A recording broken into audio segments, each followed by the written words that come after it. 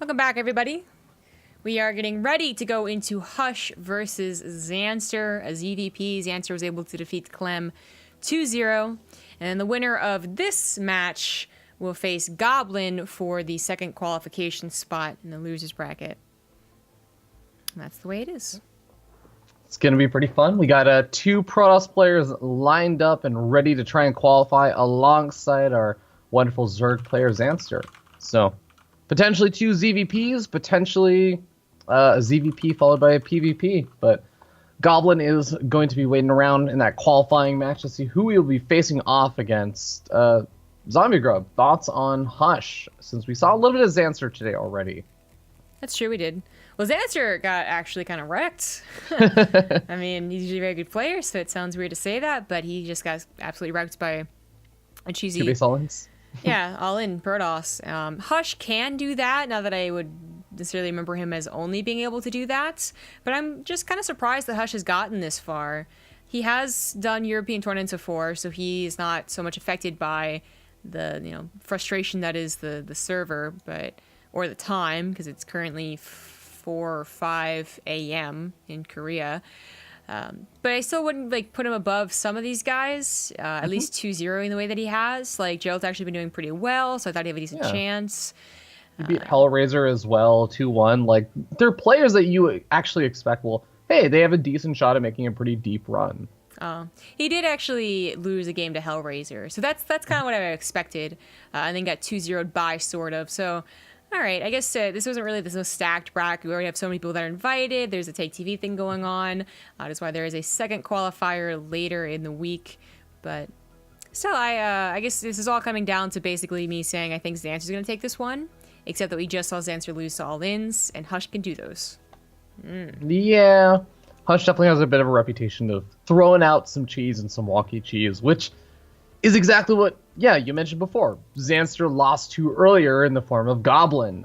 So I wonder if he's going to be a little bit more prepared for this one. If, like, the loss from before kind of affected him. It was like, okay, well, I'm going to play, like, ultra, I guess, safe and be very quick about scouting. Because that was one of the big things that he really lacked in that last series he played versus Goblin. Is he didn't really have a lot of scouting information, especially in the first game. And that's what really caught him off guard. The fact that he was doing things like investing into Spore Crawlers when it was a Twilight Council opening with Charge or Adepts. That, I think, really, really hurt him. It did. And we saw that sort of was not shy about getting to just straight up Overlord speed.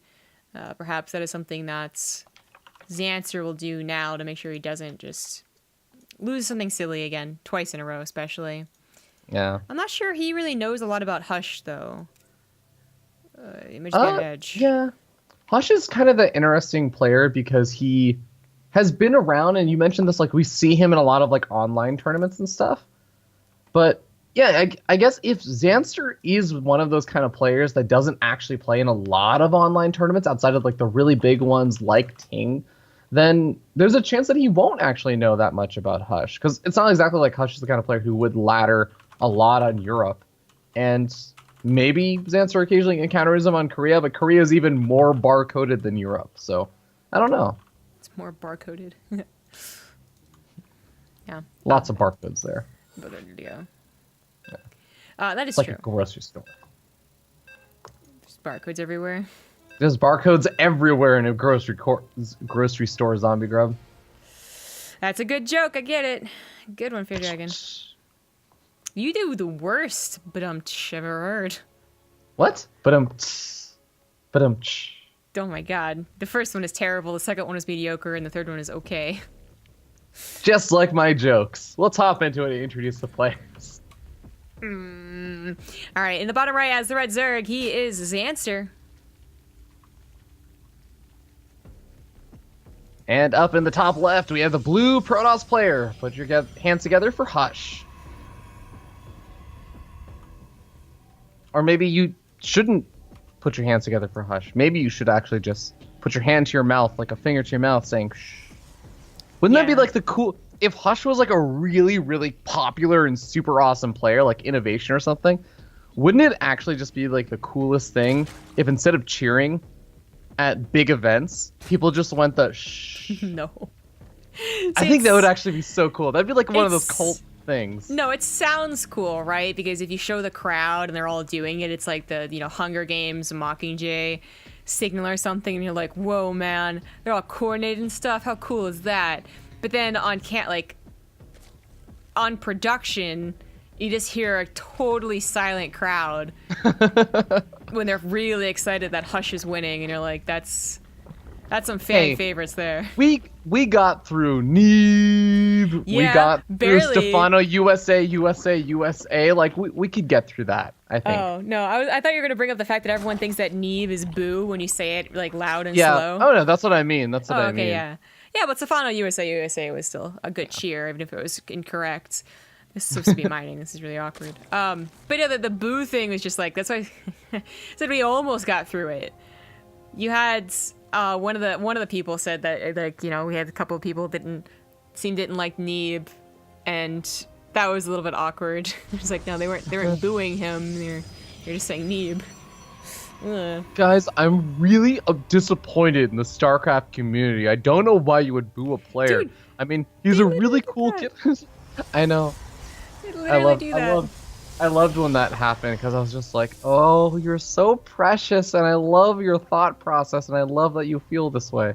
But you're wrong. Yeah, I think they would have checked beforehand. Oh well. The name's not even here, and he was automatically invited, which makes a lot of sense because he's actually sponsored by Ting. And also just a really good player and probably would have qualified anyway. Yeah, exactly. Like if he wanted to go to the qualifiers, I guess more power to him. But at least I'm pretty sure we sent him an invite at the very least. I should look before I speak. Oh. Okay. Well, we do have pretty quick 3 base play from Zanster. He does get up his spawning pool and everything, so he's going to have a few lings up to help defend against any kind of early adept harassment, which is something that we didn't really see from Goblin, so we'll see how Zanster handles this. Right, Stargate opener. Will it be anything more serious or just a single Stargate? Thank you to Griffalus for the 38-month resub. Well, it's going to be the Oracle. All right. Oracle it is. Begin with. Yeah.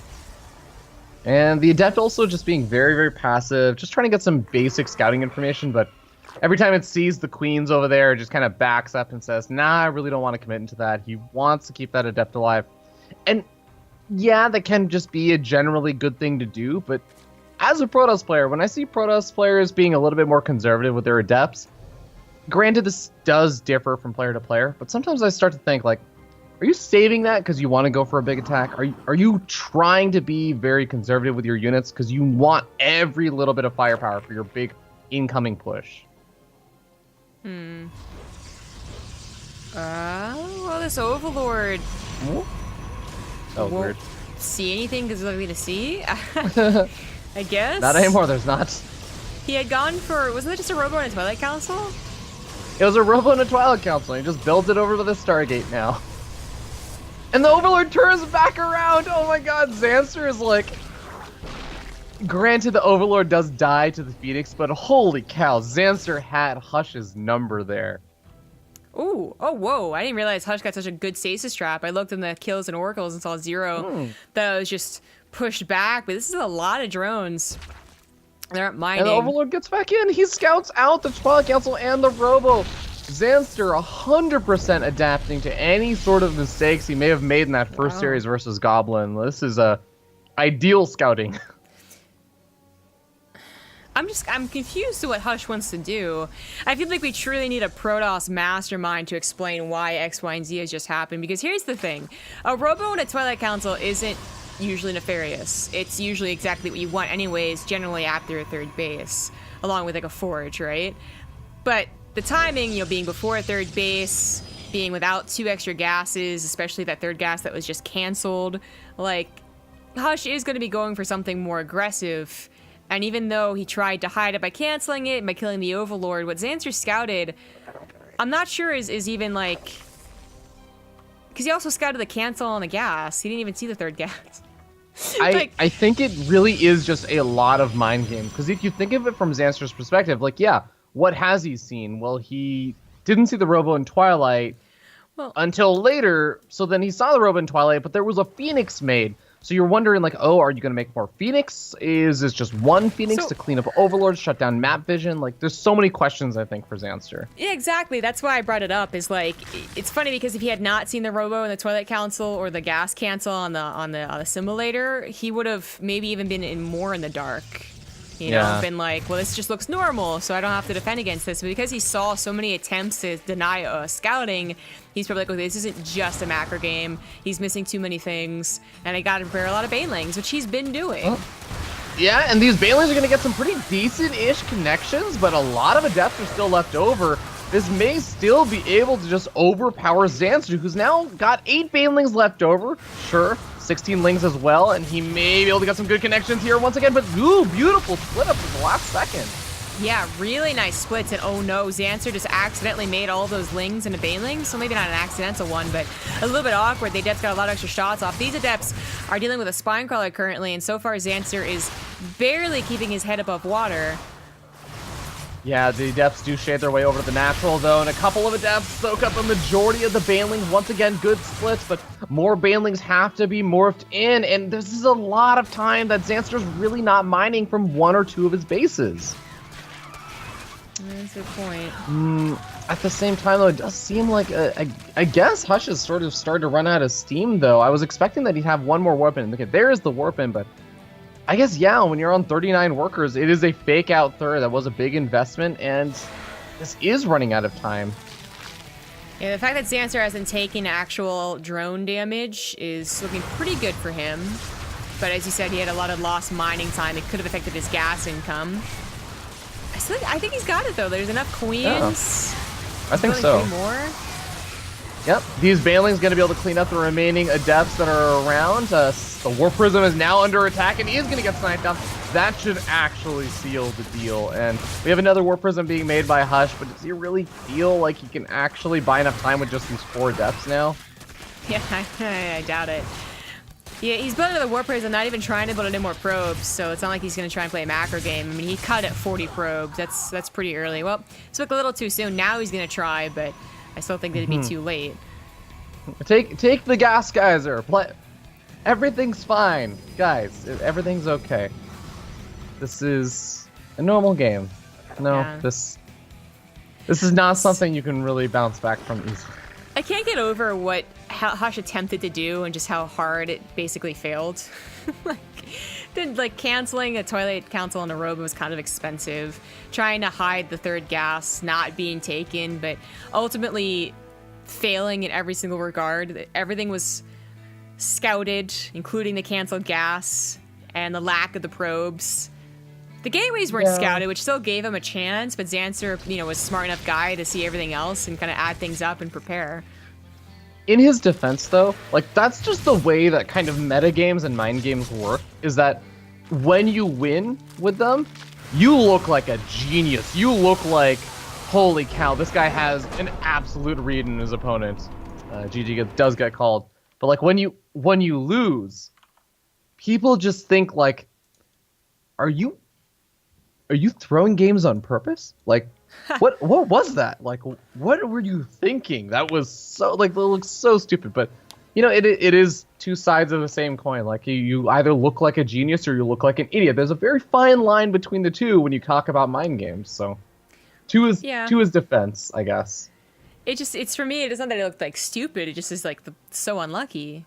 Yeah. Because he could have kept up appearances in multiple different ways, but he was constantly mistimed on it. So Zanster's that's a little suspicious. That's a little suspicious. That's a little suspicious, and then I'll add it up. I really earnestly want to believe that Hush would have completely tricked Zanster if Zanster hadn't played Goblin today. I really earnestly want to believe that Zanster's a little bit more cautious because of how his series versus Goblin went today. And he was just thinking oh god, another cheesy Protoss. All right, let's do this right this time. I think you're right about that one.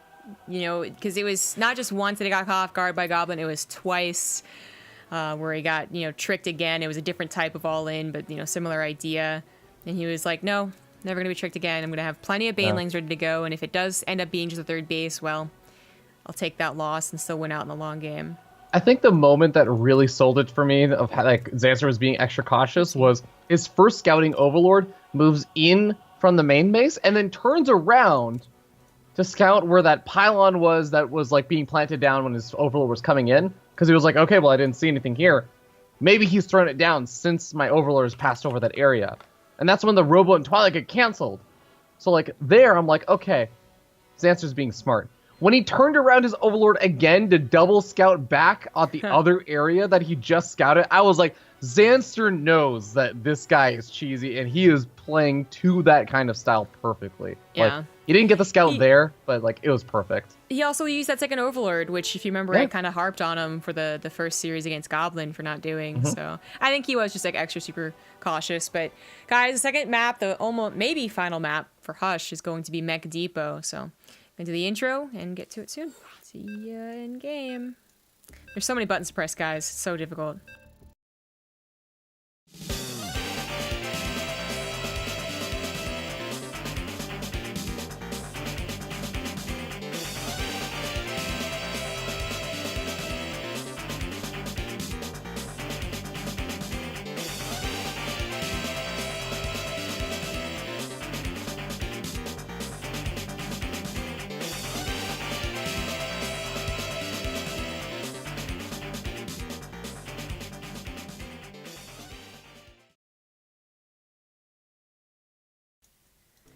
All right, it's game number 2 in the bottom left. As the red Zerg, he is Zanster.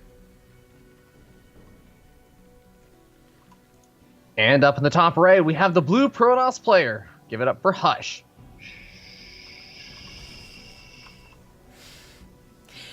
Well, this poor guy probably won't be getting enough people to cheer for him, whether it's clapping or shushing.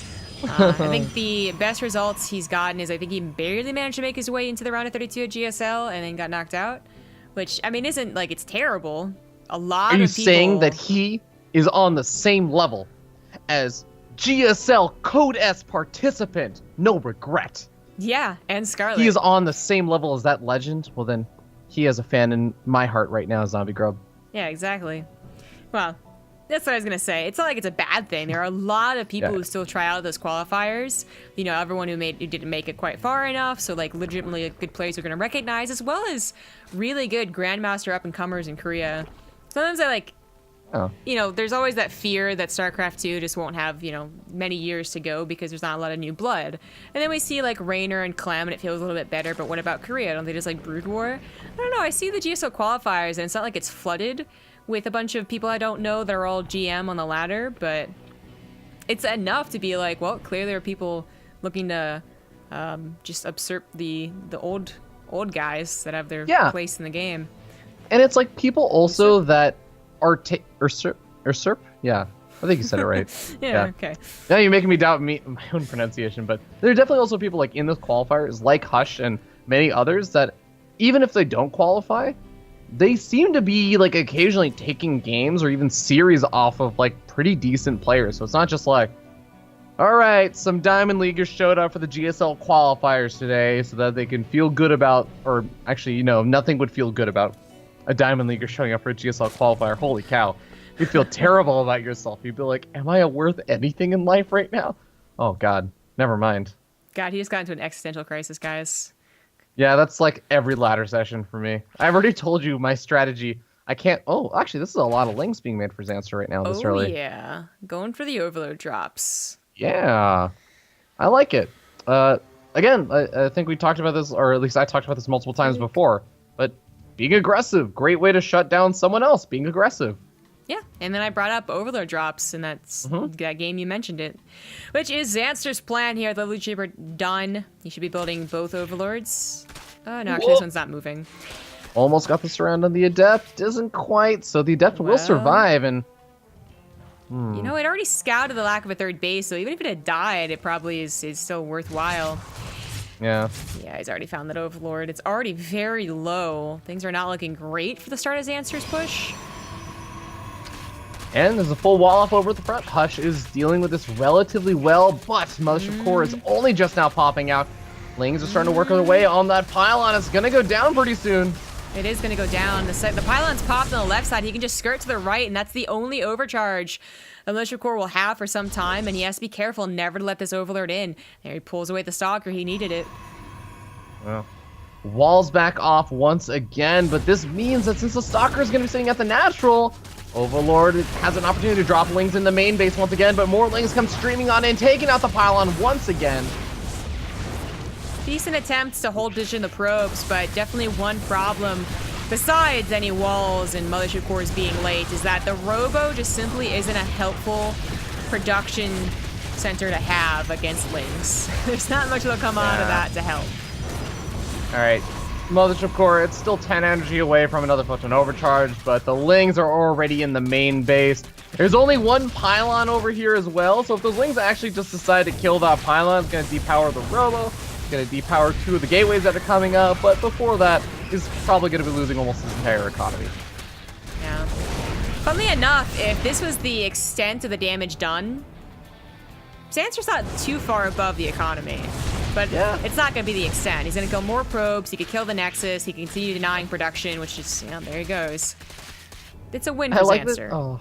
I like that Zanster's like, but if this doesn't work, I have +1 melee on the way. I was like, okay, Zanster, if you feel like you can get a +1 melee by the end of this game, like, make use of it, then I will commend you. I will actually commend Hush at that point. Mortal's gonna go down. Depth's barely worked in. GG's out before the Immortal dies. It still remains an Immortal, but Zanster remains victorious and takes the 2-0. I thought you were gonna go with he GG's out before he can type GG. Well, you know, it's an implied GG. It's implied GG. Everything's always an implied GG, Zombie Grub. Everyone is actually very nice and mannered. Yeah, of course. I'm sure the lag affected him, you know, cross-server lag. Yeah. Probably He actually typed it out, but he typed it out and lagged. So when he surrendered, that's just what came up first. Yeah, exactly. I totally agree with this.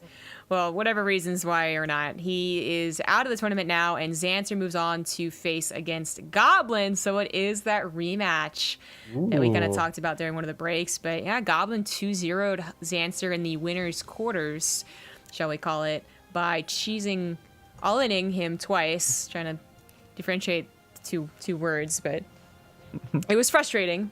All in cheese, whatever. The point is, it frustrates Zerg players, especially, I would say. And Zanster, I'm sure, is looking for revenge. Yep. Frustrating for Zanster. Cathartic for Protoss players everywhere.